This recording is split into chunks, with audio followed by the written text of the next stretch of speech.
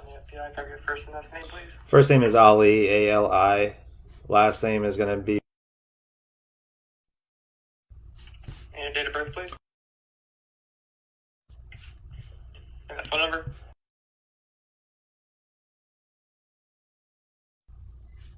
Is it a cell phone or a home phone? cell phone. And the zip code you're calling from. Alright, what is the federal violation you're reporting today?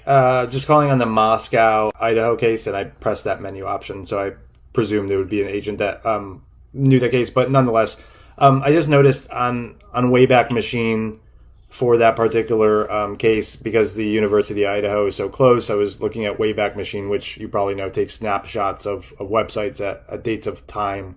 And on that date when the crime occurred, uidaho.edu, it's an educational website, it's obviously a college, it goes down or shows a park domain at 6:32 a.m., which is only 2 hours after the crime, and it's sort of odd if you know technology, and anything going back to that domain or subdomain, let's say a surveillance camera or a security system, if that website was parked or down, anything communicating over DNS would not be able to communicate with it. And that's just why I found it interesting and figured I'd pass it along. Okay, so you found photos on this Wayback Machine? No, the Wayback Machine, you can go to it and type in uidaho.edu, right? And you can go back to dates and time. So this archives the internet, the system. And on the date, basically it takes snapshots off the cameras on the campus? No, it takes snapshots of the University of Idaho's main website. So their website, right?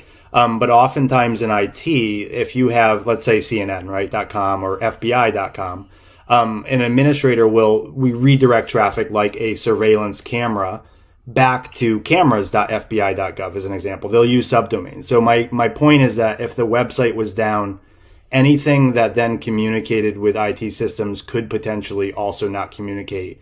And it's just interesting because if you look at Wayback Machine, anyone can do it, you yourself or anyone looking at the tip, you can go back on any date. And that's definitely an anomaly. And to have an anomaly at 6:30 a.m. When you guys are saying the murder occurred at 4 a.m., when they're 2 minutes from the university, is odd. I'll say when we look for anomalies in IT, that's a weird one. So I'm just passing it along. So the website was down at the same time is what you're saying? That's correct. And so it was up at 11:30 p.m. the night before, and Wayback Machine shows it down at 6:32 a.m. So we know that somewhere in between, from a technical standpoint, at the very least, that domain shows it was parked at 6:32 a.m. That is bizarre because if you look at it, I looked at it from all last night and I said, look, this could be just website traffic because people found out about the murder, but people didn't find out until noon. This website was down at 6. Now it could be maintenance. It could be something. I don't know. That's not my job. I'm just passing along what I found. Okay. So. Well, I certainly have everything documented. If anybody has any questions, they certainly can reach out to you. Yes, sir. Yes, sir. If you have any additional information, you can certainly reach back out and provide that information. I will. Other than that, I don't know. Okay. And came across this and downtime during a timeline of a murder is interesting. But what's more interesting to me at this point is that the police are saying, look, we need the public to tell us about this white Elantra. And I've said on previous podcasts or these streams that universities have a lot of technology, and we're going to see that.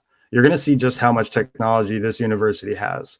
And why are police asking us for this white Elantra when a university is sitting right there with lots and lots of surveillance camera? Now, there may be technical reasons. There may be humans that did this. I don't really care what the reason is. I care about the impact, right?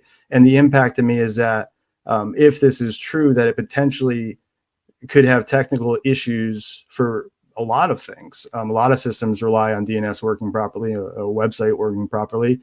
And what Wayback is showing is that it wasn't working properly at 11:38 p.m. right before the murder occurred.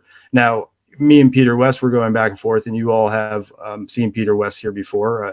We spoke on other cases, and he's pretty smart, smarter than me technically. And I tried to throw every theory I could at this, and really at the end of the day, we landed at the same spot: is that a human changed this, and the consequences of this change means that anything communicating back at the university would not be able to be delivered. Think of it this way. Think of it like a phone book. I go to look up John Smith. That's the only thing I have, because for humans, it's easy to remember John Smith.